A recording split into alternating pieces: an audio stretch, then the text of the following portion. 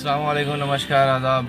आज हम बात करेंगे कि इंडिगो फ़्लाइट को लेकर के जो संकट देश में देखने को मिल रहा है। मोदी सरकार के वादों की हवा और यात्रियों का जो बुरा हाल, इसके ऊपर हम चर्चा करेंगे और तथ्य के साथ करेंगे कि भारत की सबसे बड़ी एयरलाइन इंडिगो पर सवार होकर हवाई यात्रा का सपना देखने वाले लाखों यात्री आजकल एयरपोर्ट पर हाहाकार मचा रहे हैं। दिसंबर के पहले हफ्ते से चली आ रही उड़ान रद्दीकरण की लहर ने पूरे विमान क्षेत्र को हिला दिया। 7 दिसंबर तक 3800 से ज़्यादा उड़ानें रद्द हो चुकी हैं, जिससे 5.8 लाख से अधिक यात्री प्रभावित हुए हैं। दिल्ली, बेंगलुरु, मुंबई और हैदराबाद जैसे प्रमुख हब्स पर यात्रियों की भीड़ ने एयरपोर्ट को युद्ध भूमि में बदल दिया। लेकिन यह संकट सिर्फ इंडिगो की गलती है या मोदी सरकार के विमानन क्षेत्र के बड़े वादों का नतीजा? संकट की जड़ क्या है? नई नियमों की मार और इंडिगो की लापरवाही। यह सब 1 नवंबर 2025 से लागू हुए नए फ्लाइट ड्यूटी टाइम लिमिटेशन यानी FDTL नियमों से शुरू हुआ। Directorate General of Civil Aviation यानी DGCA ने पायलटों के आराम को बढ़ाने के लिए साप्ताहिक रेस्ट को 36 से 48 घंटे कर दिया और रात की लैंडिंग सीमाएं सख्त कर दी। इसका मकसद पायलट का जो थकान है उसको कम करना था और सुरक्षा बढ़ाना था। लेकिन इंडिगो, जो देश की 60% से ज़्यादा घरेलू उड़ानों का संचालन करती है, ने इसके लिए पर्याप्त पायलट नहीं रखे। नतीजा क्या हुआ? क्रू रेस्ट्रिंग में खलल, तकनीकी खराबी और मौसम की मार ने मिलकर हाहाकार मचा दिया। 2 दिसंबर से ये शुरू हुई यह तबाही 5 दिसंबर को चरम सीमा पर पहुंच गई, जब एक दिन में 1000 से ज़्यादा उड़ानें रद्द होने लगी। दिल्ली एयरपोर्ट पर 134 उड़ानें यानी कि 75 जो डिपार्चर वाले थे, जो प्रस्थान बोल सकते हैं डिपार्चर के फ़्लाइट्स, और 59 जो है अराइवल वाले यानी आगमन वाले फ़्लाइट्स, उसको रद्द की गई। जबकि बेंगलुरु में 1200 से ज़्यादा अगर देखा जाए लोग जो है इससे प्रभावित रहे, और मुंबई और हैदराबाद में भी सैकड़ों यात्री फंस गए। इंडिगो के CEO पीटर एल्बर्ट्स ने वीडियो संदेश में माफ़ी मांगी और कहा कि 10 दिसंबर तक स्थिति सामान्य हो जाएगी। अब बताइए 10 दिसंबर कहाँ है? लेकिन यात्रियों का गुस्सा ठंडा होने का नाम नहीं ले रहा।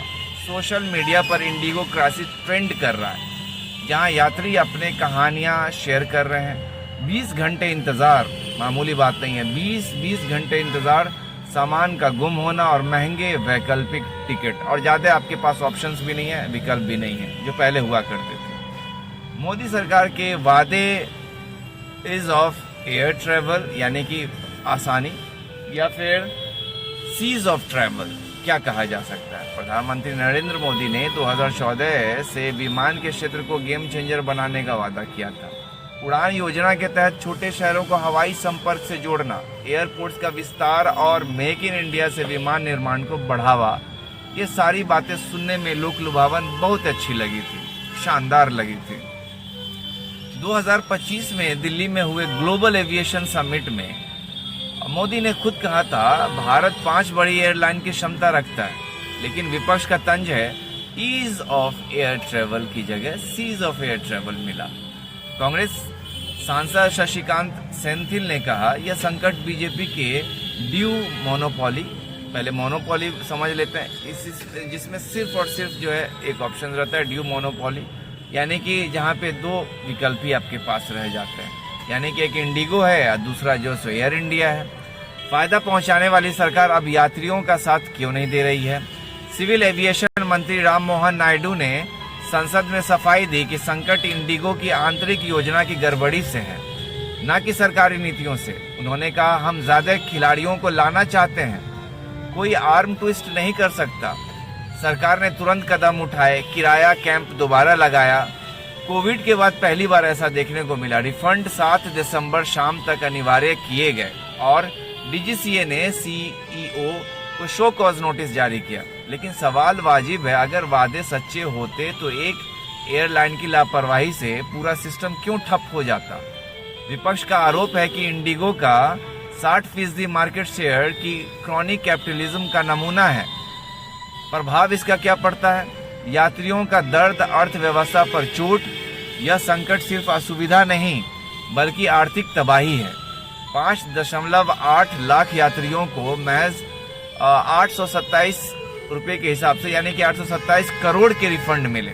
5.8 लाख यात्रियों को जब रिफंड दिया गया, अभी भी उनके सामान गुम है, जिनमें से सिर्फ 4,500 लोगों के जो सामान को लौटाया गया, बाकी वैसे ही है। अहमदाबाद एयरपोर्ट पर एक यात्री ने बताया 20 घंटे इंतजार के बाद दूसरी एयरलाइन का टिकट लेना पड़ा, जो अंतर्राष्ट्रीय फ्लाइट से महंगा था।